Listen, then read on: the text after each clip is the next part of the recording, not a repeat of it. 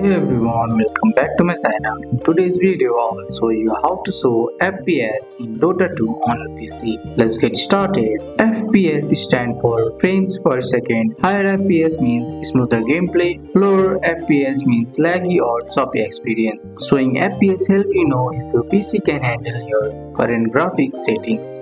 The easy way to show FPS is open Dota on your PC and make sure you are logged into your account. Once you are on your home page, at the top left, click on Settings. Now click on Advanced Settings and turn off Display Performance Status. FPS will show on your screen while playing. Checking FPS is useful for adjusting graphic settings to improve performance, identifying lag or stutter issue, testing if new updates or driven affect gameplay. Combine FPS monitoring with being updated GPU drivers to improve FPS. Keep an eye on FPS, help you play Dota 2 at its best. And that's it. Now you know how to show FPS in Dota 2 on your PC in simplest way. That's all for today's video, guys. I hope you guys like this video. If you found this video helpful, drop a like, subscribe for more videos. Thanks for watching. See you in the next one.